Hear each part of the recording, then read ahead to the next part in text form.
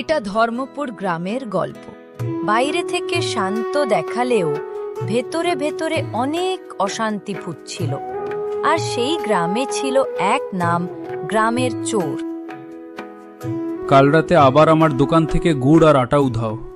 আমরা সবাই দুশ্চিন্তায় আছি। এই চোর কখনোই বদলাবে না। ওই কালু ডাকাত ছাড়া আবার কে করবে এই কাজ? ওরই তো কাজ। চোর নামটা শুনলেই গ্রামের লোকেদের কপালে ভাঁজ পড়ত। কিন্তু কেউ জানতো না সেই ভাঙাচোরা ঝুপড়ি ঘরে লুকিয়ে আছে কত নীরবতা, কত অভুক্তি আর কত স্মৃতি। বাবা, যাই হোক না কেন, কারো অধিকার কেড়ে নিও না। না মা, আমি তোমায় কথা দিচ্ছি, এই খারাপ কাজ কখনো আমার জন্য করব না। তুমি তো জানোই ভালো করে আমি কেন করি। কিন্তু সময় সেই প্রতিজ্ঞা কেড়ে নিল, আর কেড়ে নিল মাকেও। রাতে কালু চুপি চুপি কারো কুড়ে ঘরের বাইরে চালের পুটলি রেখে আসত। সে চুরি করত, কিন্তু নিজের জন্য নয়।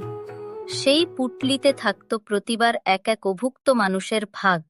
আজ কিছু আম পারবো, অনেক ক্ষুধা লেগেছে। আরে মাফ করে দাও বানর ভাই, আমি তো মাত্র দুপো আম নিচ্ছি। সেদিন কালু বুঝল, সবচেয়ে বড় চুরি আসলে নিজের ক্ষুধা। আর বানরের সঙ্গে পাঙ্গা নেওয়া মোটেও সহজ নয়। একদিন কালু গাছের নিচে বসেছিল। হঠাৎ একটি ছোট মেয়ে এলো, নাম তার গৌরী। তুমি একদম ভয়ঙ্কর নও, লোকজন মিথ্যে বলে। তাহলে তুই কি আমায় ভয় পাস না? সবাই তো আমায় ভয় পায়, খারাপ মানুষ পাবে। না, তুমি আলাদা, তুমি ভালো। গৌরীর কথাগুলো কালুর ভেতরে গভীরে গিয়ে লাগল। জীবনে প্রথমবার কেউ তাকে মানুষ বলল। পঞ্চায়েত বসাও, গ্রামে সব জিনিস হারাচ্ছে। আমি বলি, টালুকে গ্রাম থেকে বের করে দাও। হ্যাঁ, ওই কালুকে গ্রাম থেকে বার করে দাও, অনেক হলো। কালু কিছু বলল না, ভেতর থেকে ভেঙে পড়ল। কিন্তু মনে মনে প্রতিজ্ঞা করল, এবার সত্যিটা সামনে আনতেই হবে। রাতে সে লালু পাটেলকে অনুসরণ করল। এসব কালুর নামে চাপিয়ে দেব, আমি তো বেঁচে যাব। কালু তাকে গোয়ালঘর থেকে চুরি করতে দেখল। আর ভোরবেলা সে লালুকে হাতে নাতে ধরে চৌপালে হাজির করল। গ্রামের লোক কালোর সাথে ক্ষমা চায়।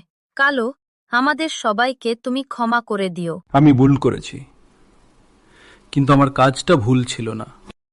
কালু, আমাদের ক্ষমা করো, আমরা তোমার ভেতরের মানুষটাকে দেখতে পাইনি। সেদিন থেকে কালু বদলে গেল। চোর নয়, সে হলো গ্রামের সবচেয়ে ভালো মানুষ। চুরি বন্ধ করে মানুষের সেবা শুরু করল। ধর্মপুরে তার গল্প আজও শোনা হয়। সেই গল্প শেখায়, কেউ জন্মগত চোর নয়, পরিস্থিতি তাকে বানায়। কারো গল্প না শুনে তাকে বিচার করো না, কারণ আসল ভালোবাসা সব সময় নীরবে থাকে, আর নীরব থাকা সবচেয়ে বড় সাহস।